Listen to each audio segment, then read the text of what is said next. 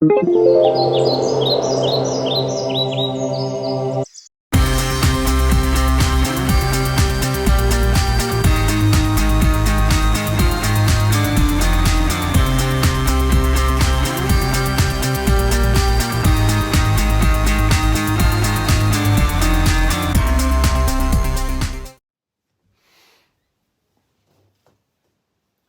Pride, everybody. Even if this is coming out on July 1st, it's never too late to be proud. There's still time. There's always time.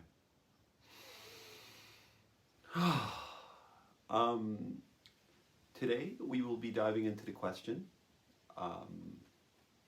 is he, that is me, is he born this way or just crazy?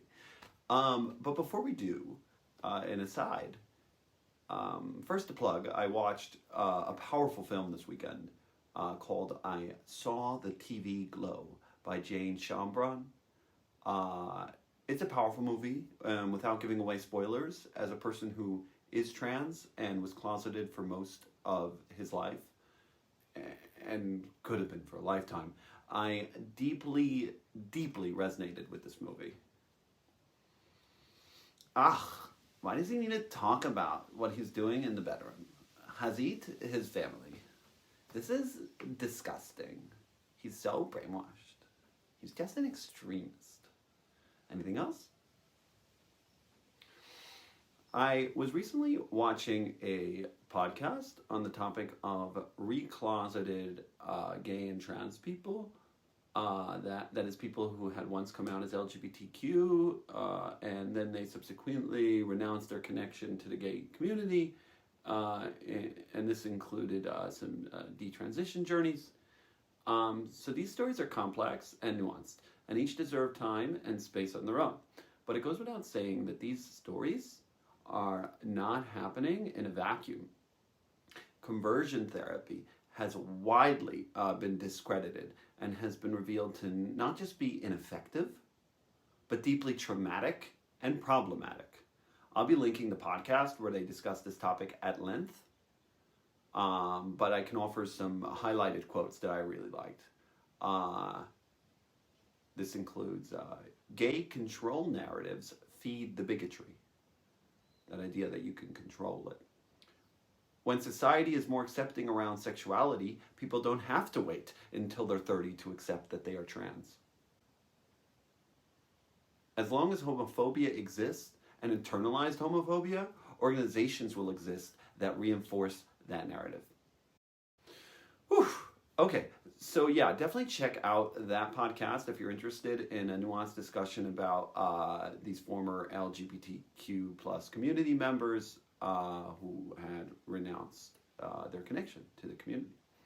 I've made reference to my therapeutic experiences that shared all too many similarities with the problematic conditions that is conversion therapy that these podcasters were describing. Particularly the idea of subtle or not so subtle conversion therapy. Like, sure, in my therapy, I was a consenting adult. So it wasn't conversion therapy like with shocks and graphic content.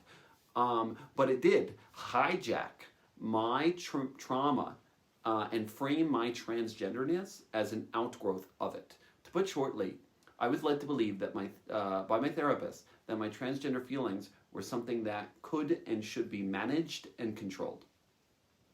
And potentially that it was just another form of escaping, akin to alcohol or childhood fantasies. Comparing feelings of gender dysphoria to urges to use alcohol and childhood fantasy is not okay, and is completely missing the order of operations. Is it possible for people to escape through fantasy? Yes. Can gender dysphoria be written off as fantasy? No. I wished it was that easy. I tried to press the button. I tried to make it go away. It didn't go away. The alcohol and drug use, the suicidal thoughts that are associated with trans people and correlated with trans identities are not evidence that transgender is just another escape. It is evidence, more so, that being transgender is an aversive experience in today's society, and that the substance use can be understood as an attempt to escape the aversive society and the aversive experience. And the narratives that surround people who are trans and become internalized within their own minds. What do you mean? The world loves trans people. Really? So your synagogues are making space for this? Your yeshivas are welcoming to trans teachers? Really, Magen David? And modern Orthodoxy as a whole? Are your households making space for this? Are you letting your kids know that these feelings are okay? And that gender expression is something you can choose based on what feels right for you? Of course not. At least not the way I experienced it. Where I was made to feel my feelings were sinful, shameful, disgusting, monstrous, sick, diseased, or some coping mechanism that I could therapize away. Well, I'm here, I'm queer, and I'm proud. And I'm not going away. And you can't medicate me away, you can't pray me away, you can't fire me, you can't silence me. Because this is my truth. Woo! Woo! Okay. And so if people ask why I talk about this, why I share about my experience, it's because we live, and I certainly was raised, in a society that the norm and expectation is straight and cisgendered. And if your experience is different, it becomes your cross to bear, an uphill battle in a world that is begging you to stay closeted, threatening you even, telling you that your feelings are a burden to them, and that you should apologize for having them. On the other side, a mind, body, and soul that is screaming, buried alive, begging to be seen, begging to be heard. Take the dive and open up. Brave, but you risk everything, and potentially everyone you ever knew, and enter a world that can be harsh and even dangerous. Don't. You risk never being truly alive and staying buried for the rest of your waking nightmare. Look, there are still moments of joy and connection for people in the closet, and it can be an impossible choice for them to make. I'm certainly not looking to add pressure to them. And this whole idea of putting this choice on individuals' shoulders is deeply, deeply challenging and unfair. Putting them in a position to choose between their truth and their freedom. You choose. You try that. See, this is a societal issue. One we all must make space for. Because life outside the closet can be filled with joy, connection, and inspiration you never knew you could feel. There is love to be found. There is love to be found. And there is real danger. That's part of it. And we could work together to help mitigate that. I believe we're doing that right now. Woo! Okay. A brief aside. All too often I hear people dismissing, this seemingly unrelated. All too often I hear people dismissing emotional abuse as an overreaction or as something people need to mature and learn to tolerate. Could you imagine if someone was being beaten by their partner physically and they had the luck and bravery to escape, and you told them, oh, well, one day you'll mature and learn how to not let those beatings get to you. Or someone's still in it. You know, you need to learn how to wear a suit of armor. Like a helmet. A helmet? A helmet. Could you imagine if someone was literally being beaten, you offered them a helmet or questioned their maturity? Seriously. It's obviously ludicrous with physical abuse, but emotional abuse, par for the course. I all too often hear narratives that frame me as the immature person needing to do personal growth, to learn to relate to my family. It's not my job to tolerate emotional abuse. It's no one's job. The impacts of emotional abuse can be equal to and worse than physical abuse. And this is not to belittle physical abuse. Hell, it often carries emotional scars too. But to bring awareness to just how disturbing that suggestion is, that someone who was abused needs to be strong and get over it. But we love you, we'll be better. What proof has anyone shown me? And this goes to family, the whole community. What proof has anyone shown me that this pool has gotten healthy this woman? This isn't the past. This isn't me harboring angry. And yes, I'm angry. And yes, the past was disturbing. But no, this is about right now, right here, this space, this community, and all my former connections that were not safe for me, this woman, and don't feel safe for me, this woman. And I don't see evidence that they've gotten better, and it's not my job to risk my life and my well-being checking if they did. There are other places I can go to find love and connection. Ooh, okay, back to the topic of the day.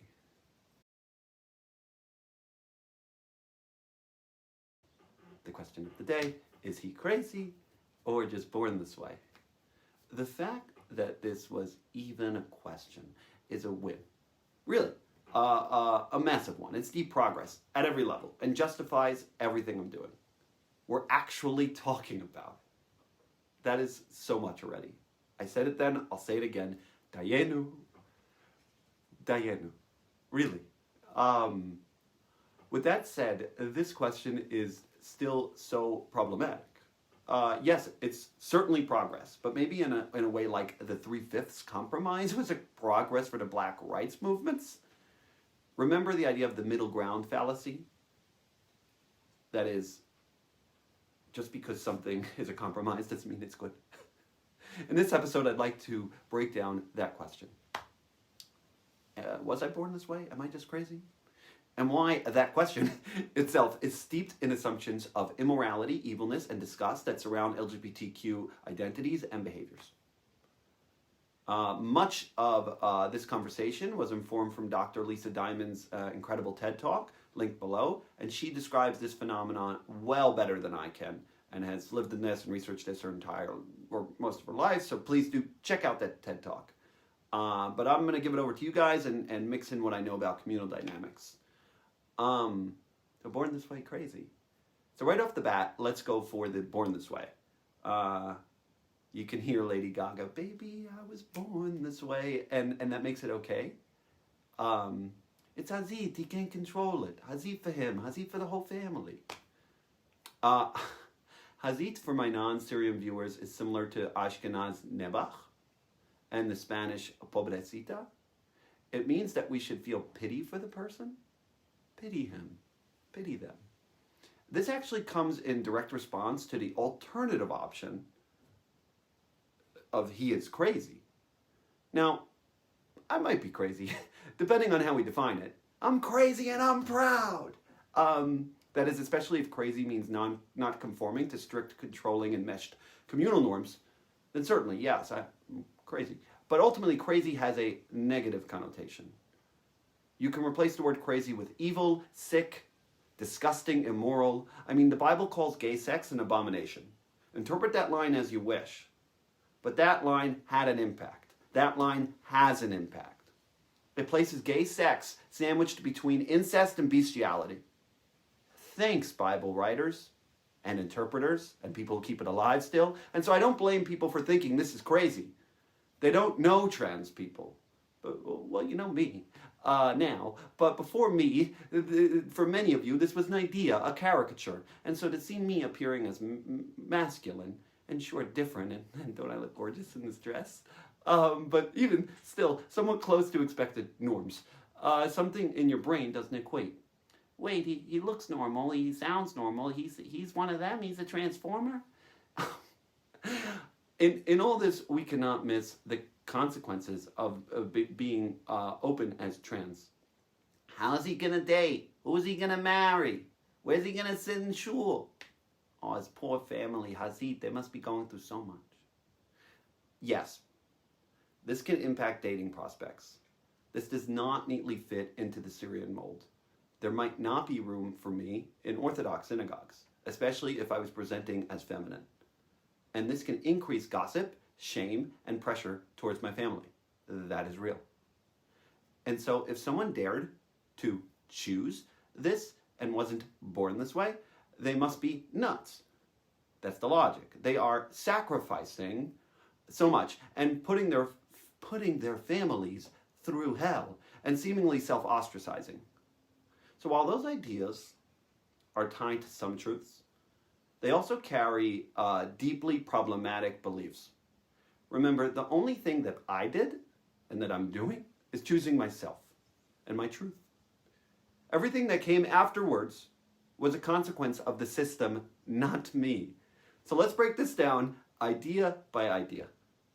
We can start with the idea that I put my family through hell, or I'm putting them through hell. I mean, my dad basically said this to me. We love you, but you're hurting the family. Ouchie. Yeah, how dare I do this to them? This sentence is exactly the emotional leverage point in mesh systems install, where my freedom equals their pain. My peace equals their loss. My wholeness is their suffering. But is it true? No. I didn't abandon them. I simply stopped abandoning myself. And I lived in a system that interpreted self-differentiation, that is being different, as abandonment, because they believe that they are entitled to my compliance. I walked away from a contract I never consented to, I never signed. And the pain is real.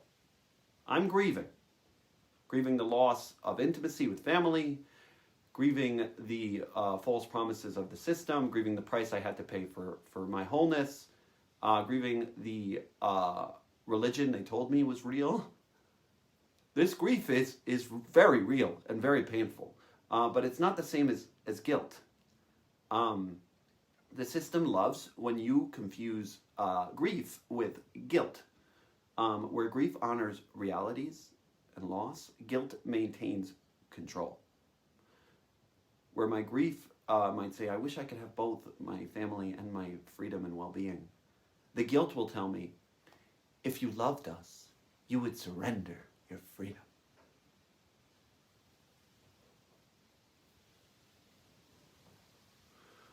Whew. So where it might feel like I hurt them, what's closer to the truth is they cannot tolerate my wholeness. Where it might feel like I abandoned them, what's closer to the truth is they disowned my agency. I failed in my role. I refused to be their sacrifice. I'm selfish. I'm reclaiming my humanity. And about that word, hazit. Hazit. Poor family, look what they're going through because of him. This is one of the most common and culturally reinforced moves in enmeshed honor-shame, family loyalty communities, especially in the Syrian, Sephardi, and Orthodox spaces. Thank you, ChatGPT. Great space for discussions like this. So ChatGPT, what is really happening under that word hazit? Can you help me understand? Well, Morris, sure. It centers the pain of those who still hold, the pain on those who still hold power. It decouples the pain from the source of dysfunction. It turns your differentiation into an act of cruelty. It better be that he was born this way. And it saves the system from accountability. Who is it that really created the rupture? The system that didn't create space for this naturally occurring feeling. Who refused to allow differentiation? The system. Who kept requiring compliance? The system. And who's blamed for the rupture? You, me, right. And so they say hazit. But they're not talking about how this is a product of a deeply problematic system that they themselves are continually reinforcing. The grief isn't about their pain. It's about the loss of their control. This is clinically called instrumental grief. And it's associated with this narcissistic story of how could you do this to us? And a family enmeshment pain loop where someone's separation equals family breakdown. And usually the separator is blamed for that. And look, there is suffering, and it's real, and not because I betrayed them, but because the system gave them, that they were raised in, gave them no tools for understanding love that is infused with control. They were not taught how to love me and let me be my whole self. The entire SY guidelines say love is equal to sameness or compliance. This is the training that they grew up with, and that people across the community, and many communities, not this community alone, are being raised with. Hazit is both real and deeply manipulative. Their grief is real. Their narrative about the grief is what gets distorted. And me, like so many survivors of these systems, sit in the unbearable center of it. I loved them. I didn't want to hurt them. But I couldn't survive as the version of me that they wanted, that the community wanted. Okay. So in all this, it sounds like I am leaning into the born this way narrative. I had to do this, and well, it's a bit more complex. And born this way doesn't tell the whole picture. It's certainly a step forward from the crazy, sick, evil idea, and it's partially true. In identical twin studies, if one twin is gay, the other twin is gay 30 to 40% of the time. So there's a very real, very significant biological influence there. But completely chaining it to the biology doesn't explain a lot of that difference, and doesn't neatly fit with people whose gender can be fluid and whose sexuality can be as well. This can particularly erase the experiences of bisexual people and gender fluid people. The mentality of born this way, intentionally or not, gives more credence to those in static sexual and gender orientations, which is not necessarily the norm, as there are large groups of people who shift and find themselves in between. And we can go back to our question. Wait, if you can love women and be a man, why wouldn't you want to? Being bi and gender fluid does not mean I can choose these orientations. This is a deeply problematic belief, and one that is laid at the heart of some dangerous conversion therapies that led to usually more anxiety, depression, and suicides than it ever did cure anyone's LGBTQ identities. There's no evidence that this could be cured. In Dr. Diamond's TED Talk, she had 3 major points against the born this way logic. The first one being that it doesn't have enough scientific evidence to back it. It's not necessary for legal arguments, and it is unjust. The science supports a more fluid and complex map of human gender expression and sexuality, one that could even shift and change throughout one's lifetime. Now, that evidence can be a major challenge to a community that expects conformity. It doesn't neatly fit into the Syrian meat markets, summer parties, and certainly not onto a frum dating resume. But yes, this researcher found that people who identified as bi could potentially shift which gender they were more attracted to over their lifetimes.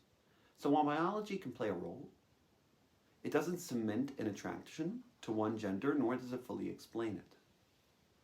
The second point, that it's not necessary for legal protection. In major case laws defending gay rights, it's not the idea of immutability, that is, that they were born this way and cannot change, that is the basis of the law. But instead, there's just laws that protect against unbased hate and discrimination. You don't need to be born this way to be the victim of hate and discrimination. Hating people and discriminating against people for who they choose to be, or how they or be with, or how they choose to express their gender is not okay by any means. That's just hate and discrimination. And then finally, the argument is unjust. See, the born this way argument can feel like a safety net. It protects against blame and discrimination by appealing to biology. But it also sets up a more moral hierarchy that says, you're okay only if you were born this way. If you don't fit that, you're seen as less legitimate, or worse, a problem, or even crazy. And that's unjust, because it erases the fluidity and complexity of human experience, and it forces people to prove their identities with science or law, rather than simply respecting their humanity. It limits our freedom to define ourselves on our terms. They force you into a cruel binary. You're either born this way or you're crazy. As if choosing to live authentically is a crime. As if agency, your choice, is the greatest sin.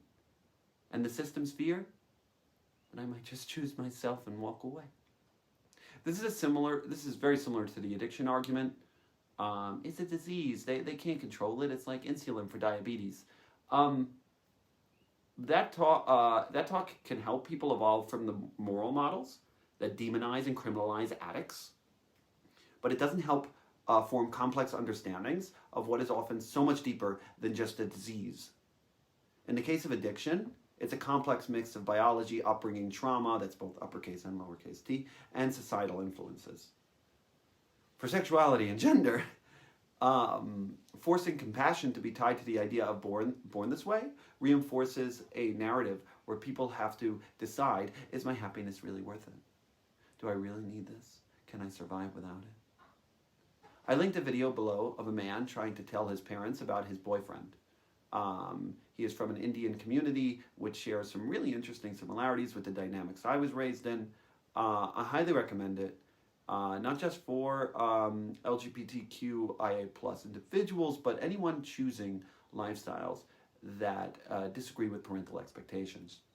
See, the man in this video has a time machine to try to get his coming out to his parents right. And it's almost impossible to get it right when you were raised in a society that did not make room for your truth, for your experience. In that scene, his mom's devastated. You can start to see why people feel they need this born this way argument. How dare he put his mother through this if it was a choice? Let's get it straight. There is nothing inherently wrong with being gay or trans. It's not a disease. It's not a sickness. It doesn't hurt anyone. And if you're going to start to say it hurts birth rates, I suggest you take a closer look at some of the real culprits. That is the systems that make having a child a luxury for both straight and LGBTQ couples. Whew. Okay, so yeah. Born this way. Once very important, huge part of the movement. And it, by all means, in the Syrian Jewish community, this is certainly progress from it's sick, it's an abomination, he's crazy. But it also potentially erases the complexity of the story. You don't need to be born this way in order for your lifestyle to be worthy of compassion. You are already worthy of compassion as you are, for who you are. You didn't need to earn that. Or you shouldn't. You shouldn't need to earn that. If you feel you do, then welcome to the club of people raised in enmeshed abusive dynamics that value compliance over expression, that hold love hostage and force you to pay a toll fee of your own blood in order to receive a pittance of it. Some porridge, please. I'm done fucking begging for love. I'm done begging for porridge. Okay. Wow. I'll end with a somewhat funny and interesting story from the TED Talk I've been referring. The researcher tells of a woman who came out as lesbian to her parents. And sometime afterward, that woman got in a hetero relationship, that is, with a man. And she was hiding that relationship from her parents. And when asked why she was hiding it, she responded, I worked so hard to explain to my parents to understand that I could love a woman. I feared that if they knew I could also love a man, they'd freak out. And this is the classic anti-bisexual rhetoric. This idea that if you can choose heterosexuality, you better do it. That is not compliance. That is not acceptance. That is not equality. It would be compliance. When how much or how long someone is LGBTQ should not factor into acceptance, love, and certainly not public policy. I wanted to be a woman since I was 9 years old. But I also wanted to be a superhero made out of fire. Around the same age. The superhero part somewhat went away. I mean, I did get into a healing field, but no, I can't flame on, and I don't plan on getting fire powers anytime soon. And my gender desires have been present for over 20 years. And that can be reassuring when I think about if I'm going to take next steps about my gender expression, but they shouldn't certainly not be required for me to be worthy of care, compassion, and love for wherever I choose to express myself. And so, yeah, if you resonate with Born This Way, really, God bless you, and let it free your soul. This logic can help empower people whose true expressions have been silenced for generations. And I'm certainly not here to tell you how to feel and how to be okay with how you feel. If it helps you develop compassion, that's great too. It's a great start. But I'm arguing, and really Dr. Diamond is in her TED Talk, it shouldn't have to be born this way in order for someone to deserve compassion, love, and respect. People have a right to choose what they do with their bodies and their love lives. People can search their entire lives for things that bring them happiness and joy. If someone knows what will bring them happiness and joy and is forced to hide it, to serve others, that is deeply tragic. And I don't blame them either for staying in hiding. These decisions are not easy. And the losses and perceived losses are and can feel very real. But what I'm here to say is what I've been saying. If you're out there, you are loved, you are welcome, you are deserving of respect and love and compassion, and you already have mine. Thank you, and have a magically delicious